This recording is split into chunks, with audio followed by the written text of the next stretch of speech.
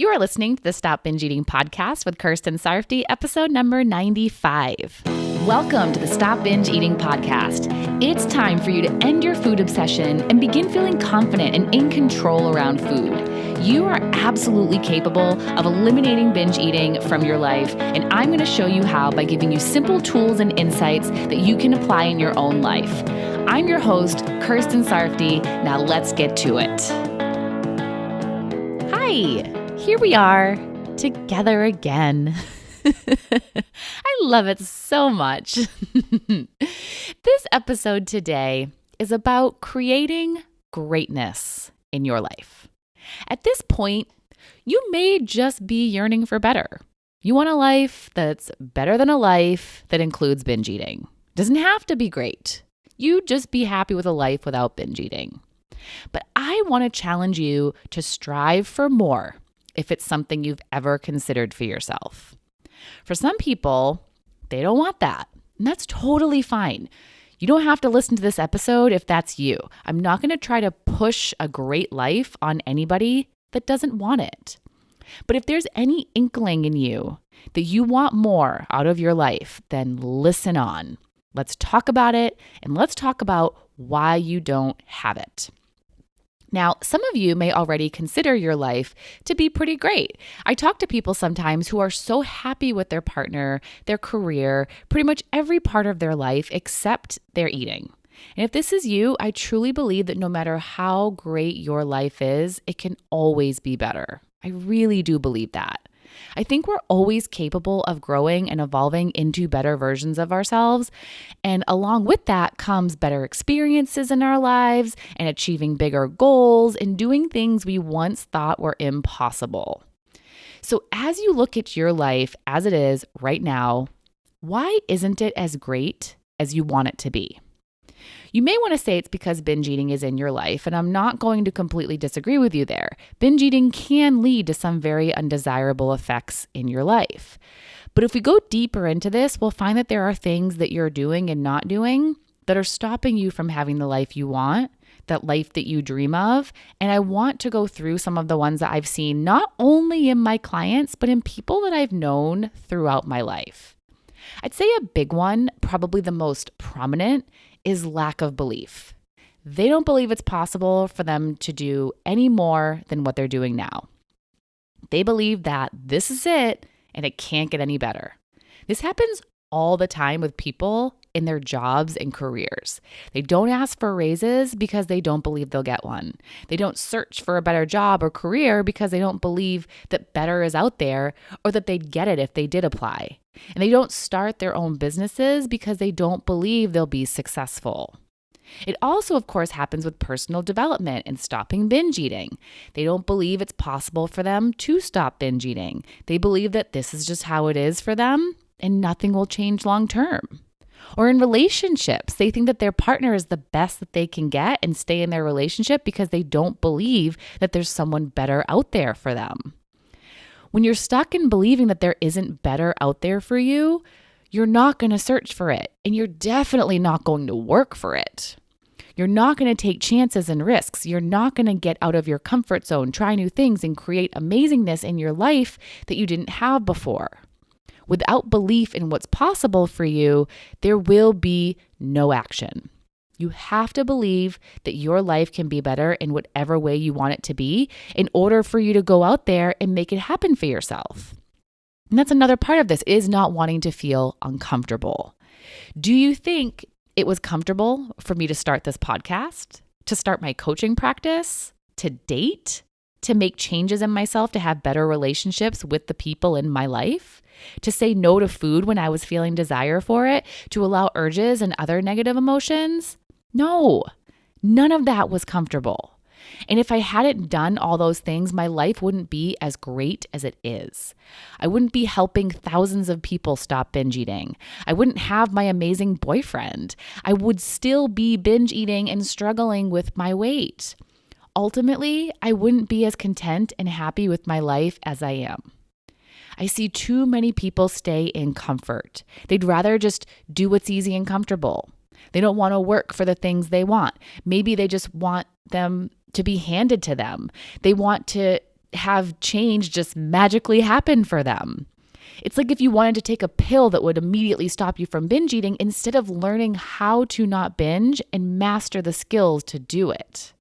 Unfortunately, as far as I know, that guaranteed pill doesn't exist. So if you're not willing to step outside of your comfort zone, then you're not going to grow. I know it's uncomfortable to talk about your binge eating. I know it's uncomfortable to invest in yourself. I know it's uncomfortable to learn and grow, but it couldn't be more worth it. I've watched too many people in my life stay in what's comfortable. And you know what happens? They miss out on creating the life they truly want. They don't work toward having their dream job. They don't have great social lives and romantic lives. They don't have the health and the mind they ideally want. Have you ever heard that phrase, life begins at the end of your comfort zone? I 100% believe that. My teacher, Brooke, also says discomfort is the currency for your dreams. The more discomfort you are willing to feel, the more you will be able to do and accomplish in your life. Yes, it's uncomfortable to do all the things to stop binge eating, to talk about it, invest in yourself, allow urges, etc. But that's where the magic happens. That's where the true change and growth happens. Staying comfortable, which means eating and not working on yourself, won't get you anywhere. And another is that they have a fear of failure. If you're afraid of failure, it's because you don't know how to fail well. You make failure mean all kinds of negative things about you, and then you feel terrible, embarrassed, ashamed, inadequate, all these kinds of feelings. But it's not really the failure you're afraid of. It's the feeling you'll feel if you do fail. You think people will have opinions about your failure, and you're going to feel bad when they do. You will have opinions about your failures, and you think that you're going to feel bad when you do. Failing doesn't mean that what you want isn't attainable. It just means that it's going to take a different method to attain it, or you just need to work through the kinks of the method you did try. Failure doesn't happen if you don't try. So you might just not try so you can avoid the possibility of failure happening. But if you don't try, you don't get the possibility that you'll be successful and get what you want. You miss out on creating greatness in your life because you're too scared. You're scared of it not working out. But what about the fear of never having what you truly want? Of never even seeing if it was possible because you never took enough steps forward to make it a possibility. Failure is a part of success. I'm pretty sure that all people who are successful had some failures along the way. We try things, they don't work. We try again until we find something that does. Now, touching on that, you may tell yourself you don't know what to try or you don't know what you want to do. Telling yourself that you don't know isn't going to help you figure that out. It's only going to stop you. I'm sure if you spent some time thinking about it, you'd be able to find one thing. You could find one thing that could improve your life. You could find one thing you could do to make that happen. And you can start off kind of vague, saying that you want to be more active. There's so many ways you can do that, even simple ones like walking outside for 10 minutes or taking the stairs instead of the elevator. You can say you want to be more creative, and there's so many ways you can do that. Buy an adult coloring book, draw, paint, make music, choreograph dances, write scripts. Seriously, the list is endless. You want to improve your life by getting binge eating out of it. What could you try to make that happen? There is a ridiculous amount of things you could try that I have told you about in the 95 episodes that I've put out there for you. And you know what else you could try? Working with me personally in my group program. That's for sure going to make it a lot easier for you to figure out how to stop binge eating because I'm going to tell you how, step by step. You do know what to do, and you do know what you want to do. Stop telling yourself you don't and put aside some time to think about all the options available to you. There are skills that you have that you're not using. There are opportunities out there that you are not looking for or seeing right in front of you.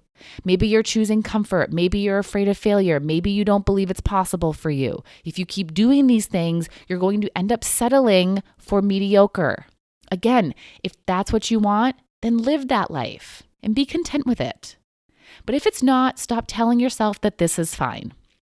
Stop telling yourself it's good enough if you don't really believe that it is. and that you want more.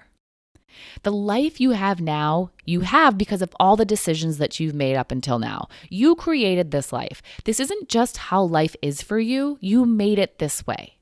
So if you're able to create your life, why wouldn't you create one that you love? This doesn't mean that you aim for a perfect life. That's just not going to happen. No one has that. We all live in a world where we're going to experience tough times and awesome times. If you're taking charge and managing your mind, doing your thought work, being present, setting goals, and not doing all the things I talked about earlier in this episode, then it's going to be about 50-50. 50 tough, 50 awesome. There's more available to you than what you have now. There are more experiences and fun to be had. There's more fulfillment and pleasure and enjoyment. A life without binging and all that comes along with that life is available to you if you take the steps toward having it. And again, you're only going to do that if you believe it's possible, are courageous enough to ask for help, are willing to fail and experience discomfort, and have compelling reasons to do it. You don't have to settle for being unhappy or dissatisfied. That isn't the only option for you. This isn't just how life is for you. It's just the life that you've created based on the decisions you've made. If you want a great life or a greater life, it's time to start making better decisions that will move you in that direction. I honestly believe everyone deserves to live their best life, whatever that means to them. Right now, I believe I'm living mine. Is it perfect? Not even close. Are there improvements I want to make? Heck yes. Am I happy with what I've created? Absolutely. And I'm excited to create more because I believe I can. I'm not afraid to fail, and I'm willing to get uncomfortable. I know it's possible for me, and I'm not going to stop trying to get it. If you've been feeling like you've been living a mediocre life and you're ready to make it great, then I can't recommend enough that you work with me to make it happen. In my group program, not only will you make some serious changes in your eating habits, but also some serious changes in your whole life. My clients are always telling me how they're taking the work that we're doing and applying it to other areas of their lives and seeing amazing changes. They've made their lives greater, and so can you. If you want to see if my group program is the right fit for you and you are ready to make an investment in a better life for yourself, head on over to coachker.com/mini and request a free call with me. You don't have to settle for a mediocre life if you don't want to. Let me help you create the life of your dreams. All right, I will talk to you soon. Bye-bye. Thank you for listening to the Stop Binge Eating podcast. If you like what you heard today and you want more, go to coachker.com/free. That's COACHKIR.com/free to get some awesome free stuff to help you stop binge eating.